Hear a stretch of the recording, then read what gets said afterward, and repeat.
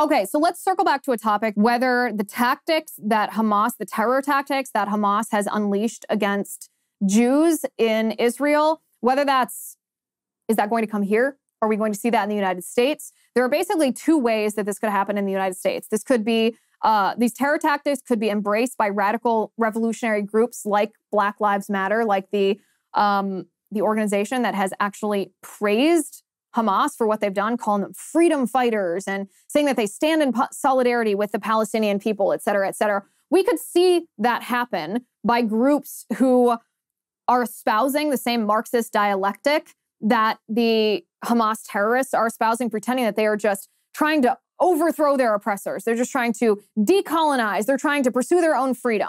That's the same phrases, the same worldview that's used by these revolutionaries who have justified violence in the name of their revolutionary ideology in the United States. So that could happen. But there's another way that we are vulnerable here in the United States to the same sort of terror attacks that Israel has suffered in the past 72 hours, and that is the porous U.S. border. It's hard to even call it a U.S. border because is it a border if it's not guarded? Is it a border if entry is simply allowed to anyone who wants to cross it? A border means that we are in control of that land, but are we in control of the land that butts up to our southern neighbor, Mexico? I would argue that we are not, and the vulnerability is, of course, that the people who are crossing the southern border, it's not women and children. It's not families who are trying to escape oppression. It's mostly single, military-aged young men who come not just from Mexico, not just from South America, but from all over the world, including from the Middle East. In fact, Bill Melugin, I want to bring up a couple of his reports on Twitter. His first report says, Border Patrol arrests of suspects on the FBI's terror watch list at the southern border. Fiscal year 2023, there have been 151 Border Patrol arrests of suspects on the FBI's terror watch list, and it's only October. That's more than one terrorist crossing the border every week. That's a terrorist every couple days on the terror watch list crossing the border. In fiscal year 2022, there were 98. In fiscal year 2021, there were 15. In fiscal year 2020, there were 3. And then, of course, you have the Trump presidency. In fiscal year 19, there were 0. Fiscal year 2018, there were 6. Fiscal year 2017, there were 2. A pretty significant difference between the number of suspects on the FBI's terror watch list that crossed the border during the Trump administration when the border was more or less secured, in the process of being secured, compared to the number of suspects on the FBI's terror watch list that are currently crossing Joe Biden's open borders. This doesn't even count the people who got away. This is only the people who were apprehended by the Border Patrol. And a huge number, over 1 million people, were not apprehended. So how many of these people on terror watch lists are seeking to harm the United States? How many of them are planting themselves as terror cells in our city? Who's to say? How do we even know? Let's bring up the next Bill Melugin report here.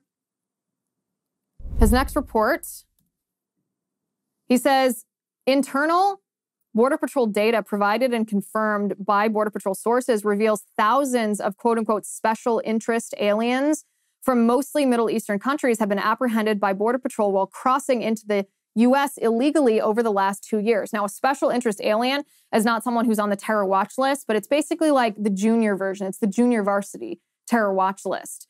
Special interest aliens from Syria total 538, from Yemen, 139, from Iran, 659, from Iraq, 123, from Afghanistan, 6,386, from Lebanon, 164, from Egypt, 3,153, from Pakistan, 1,613, from Mauritania, 15,594, from Uzbekistan, 13,624, and from Turkey, 30,830.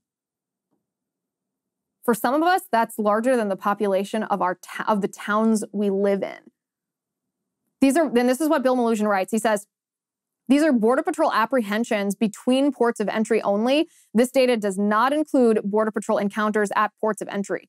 Border Patrol sources tell me they have extreme concerns about who is coming into the country because they have little to no way of vetting people from these special interest countries.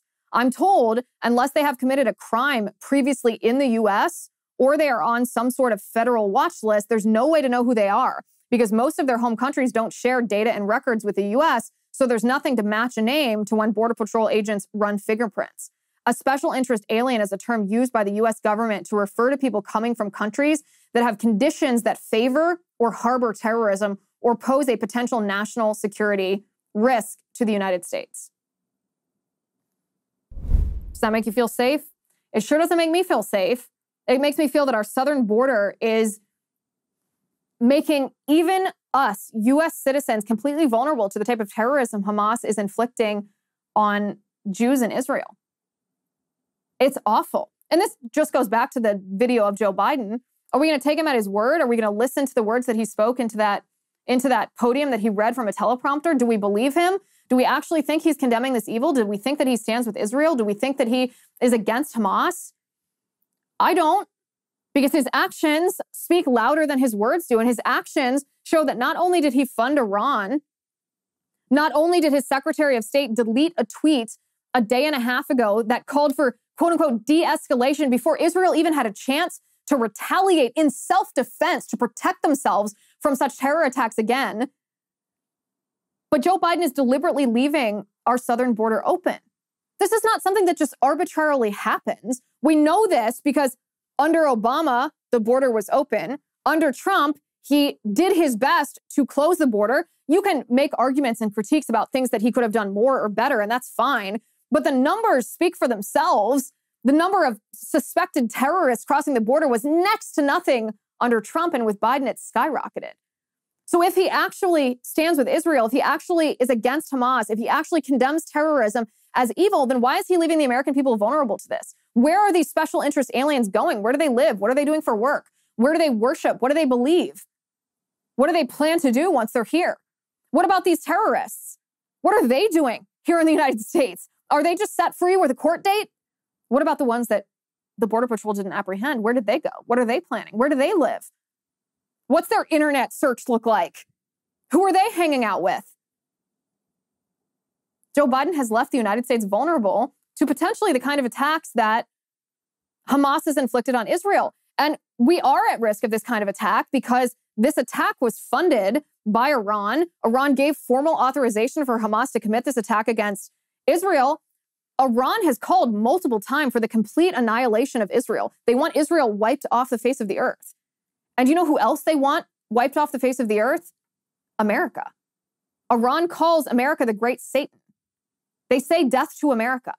Israel might come first in line for Iran because of the physical proximity, because of the added element of anti-Semitism.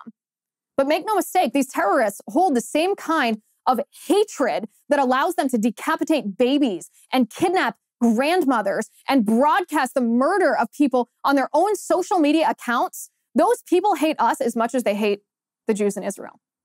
And Joe Biden has left us vulnerable, even in our own homeland. I hate to end on such a somber note, but this is the situation we find ourselves in. This is the choice we have as voters, as the American people. Is this what we want? More Democrat policies that put us in harm's way? Are we ready to say enough is enough and usher in an era of politicians who actually understand the reality of the political enemy that we face and are willing to defeat it?